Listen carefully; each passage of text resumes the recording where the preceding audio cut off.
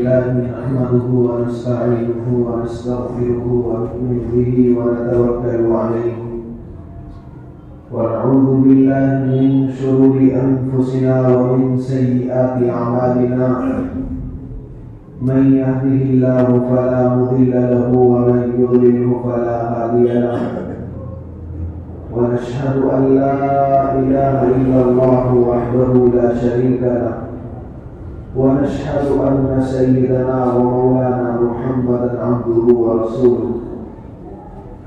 صلى الله تعالى عليه وعلى آله وأصحابه وبارك وسلم تسليما كثيرا كثيرا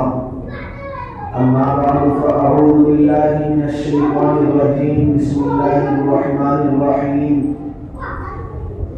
إنا أنزلناه في ليلة القدر وما أدراك ما ليلة القدر وقال في موضع آخر إن الله لا يغير ما بقوم حتى يغيروا ما بأنفسهم أو كما قال عليه الصلاة والسلام. محترم بزرگ اور عزیز دوست اور عزیز ساتھیوں، اللہ تبارک و تعالیٰ کا بے پناہ احسان و کرم ہوا کہ اللہ رب العزت نے مجھے اور آپ کو دین کی مجلس میں بیٹھنے کی توفیق عطا فرمائی. عزیز دوستو، رمضان کا مبارک مہینہ چل رہا ہے. اللہ تبارک و تعالیٰ کی توفیق ہمیں ملی ہے. عبادت کرنے کے لیے بہت بڑی بات ہے. اللہ رب العزت نے مجھے رمضان المبارک کے مہینے کے اندر کچھ باتیں آپ کو کہنے کی اور آپ کو کچھ باتیں سننے کی توفیق عطا فرمائی ہے. عزیز دوستو، اللہ تبارک و تعالی نے مجھے اور آپ کو رمضان المبارک کا مہینہ عطا فرمایا. پھر اس کے بعد اللہ تبارک و تعالی نے ہمارے اوپر کچھ ذمہ داریاں بھی دی ہیں. آج تقریباً 20 روزے مکمل ہو جائیں گے اور ہم سے جو غلطی کوتاہی ان 20 روزوں کے اندر ہوئی ہے، ہم آج انشاءاللہ یہ دعا بھی کریں گے کہ اللہ رب العزت ان تمام غلطی کوتاہی کو معاف کر کے ان 10 روزوں کو اچھی طریقے سے گزارنے کی توفیق عطا فرما دے گا. اور میرے عزیز دوستو، اب جو اخیر عشرہ جو چلنے والا ہے، وہ اخیر عشرہ اللہ تبارک و تعالیٰ کے یہاں بہت زیادہ مقبول ہے. اس اخیر عشرے کے بارے میں اللہ تبارک و تعالیٰ ارشاد فرماتے ہیں: اِنَّا أَنزَلْنَاهُ فِي لَيْلَةِ الْقَدْرِ وَمَا أَدْرَاكَ مَا لَيْلَةُ الْقَدْرِ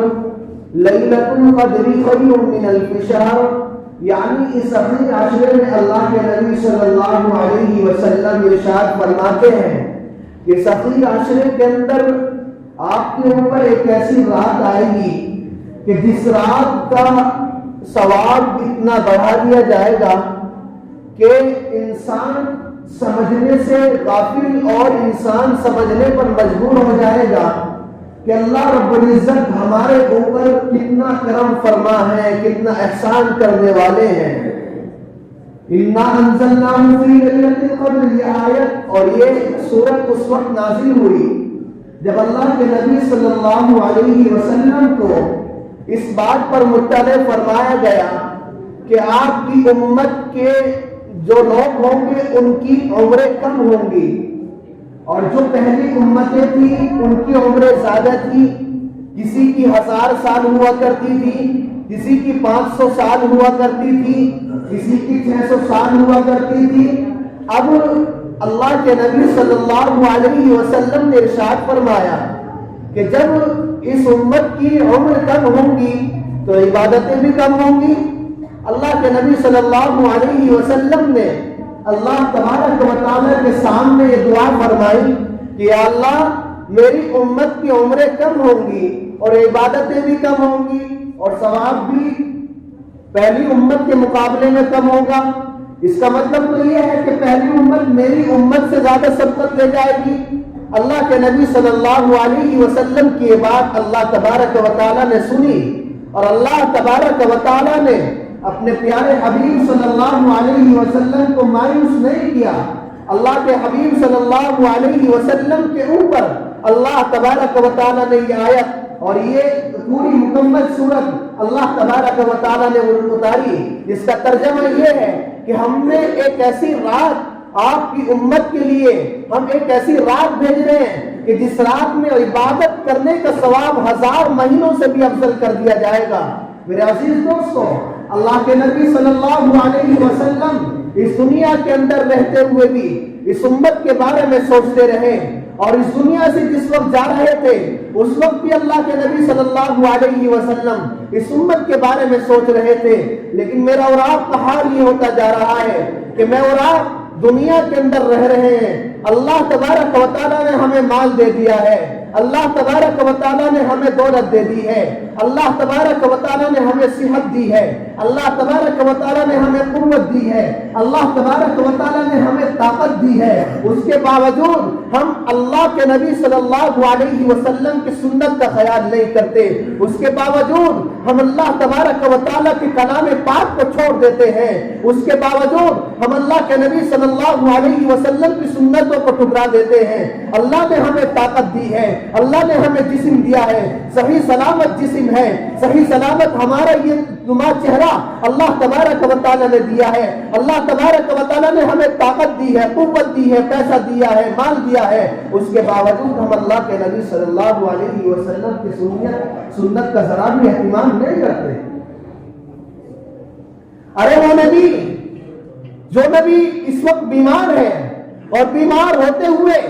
کس چیز کی فکر کر رہے ہیں؟ وہ نبی جو ابھی پریشان حال ہے، طائف کے پتھر اپنے جسم پر لے کھا رہے ہیں، وہ نبی جو لہو لہان ہے، اس وقت بھی کسی اور چیز کی فکر نہیں ہے. اللہ کے نبی صلی اللہ علیہ وسلم کو ایسے وقت میں اپنے گھر کی بھی فکر نہیں ہے، ایسے وقت میں اپنی اولاد کی بھی فکر نہیں ہے، ایسے وقت میں اپنے جسم کی بھی فکر نہیں ہے، اور ایسے وقت میں اپنے جو جسم سے خون بہ رہا ہے اس کی بھی فکر نہیں ہے. اگر کسی چیز کی فکر ہے تو اللہ کے نبی صلی اللہ علیہ وسلم فکر کر رہے ہیں کہ کہیں ایسا نہ ہو کہ میری امت تک میرا دین یہ پہنچ نہ پائے، اگر میں اس چیز کو برداشت نہ کر سکوں. اور میرے بھائیوں، اللہ کے نبی صلی اللہ علیہ وسلم کی سنتوں کو ذرا سمجھو، اللہ کے نبی صلی اللہ علیہ وسلم کی سنتوں کو ذرا پڑھو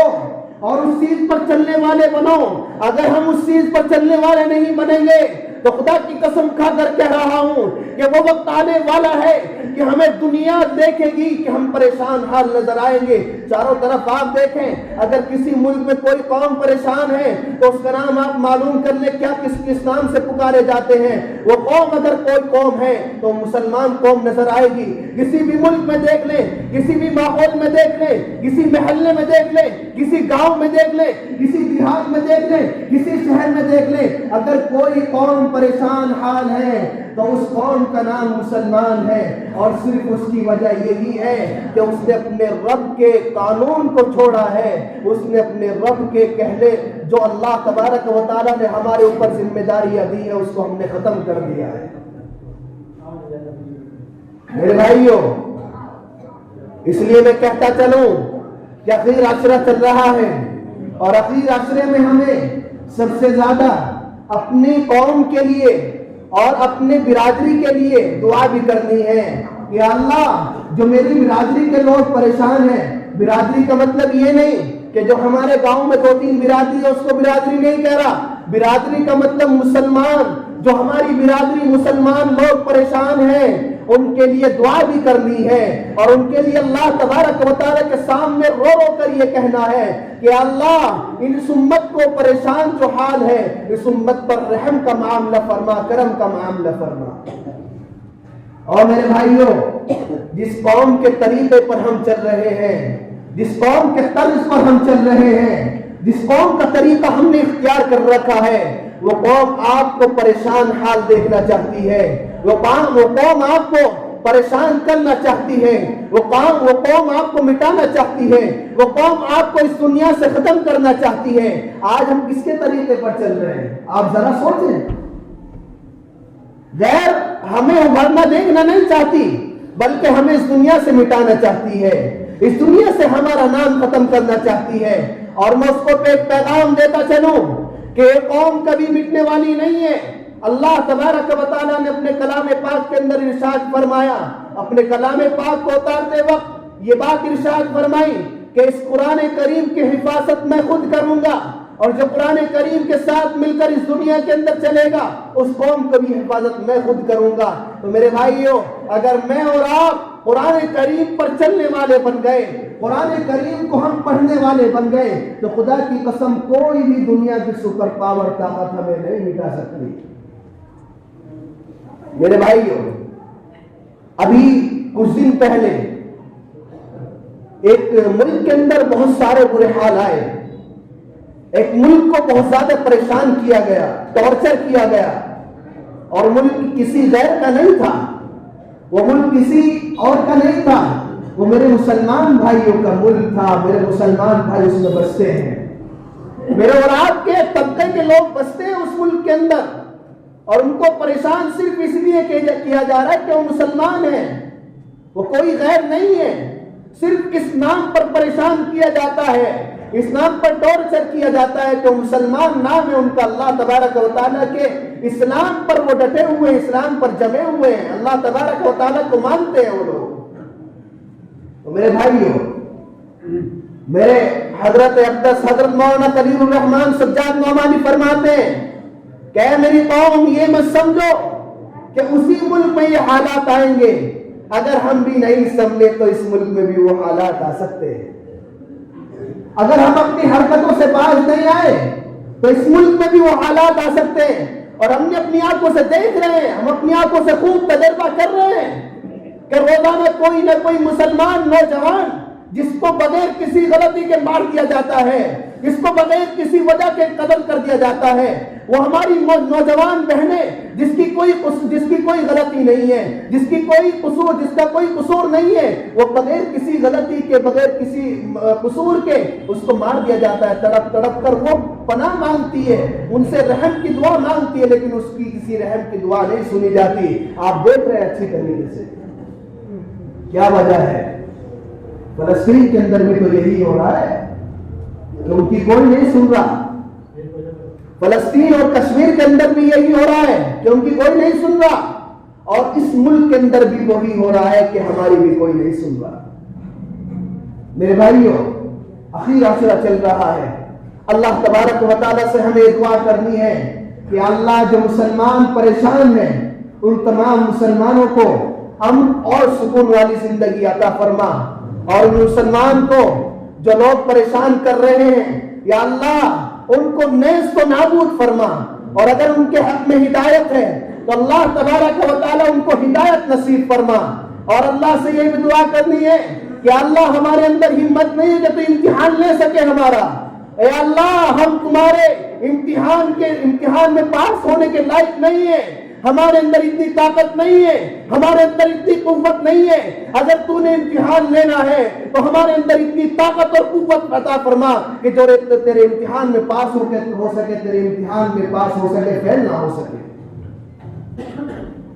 آج ہم تھوڑی تھوڑی باتوں پر پریشان ہو جاتے ہیں، ہم ان کا حالات کو کیسے جھیل پائیں گے اگر وہ حالات آ گئے ہمارے اوپر۔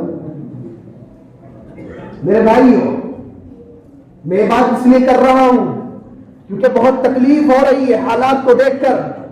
بڑا دکھ ہوتا ہے جب کچھ بات سامنے آتی ہے، بڑی تکلیف کا سامنا کرنا پڑتا ہے، اور بہت آنکھوں سے آنسو اس طریقے سے ٹپکتے ہیں کہ جیسے ہمارے اوپر ہی یہ حالت گزر رہی ہو۔ میرے بھائیوں، اگر تم اپنی قوم کا درد نہیں سمجھ سکتے تو پھر کس قوم کا درد سمجھو گے؟ اگر تم اپنے مسلمان بھائیوں کا درد نہیں سمجھو گے پھر کس کا درد سمجھو گے؟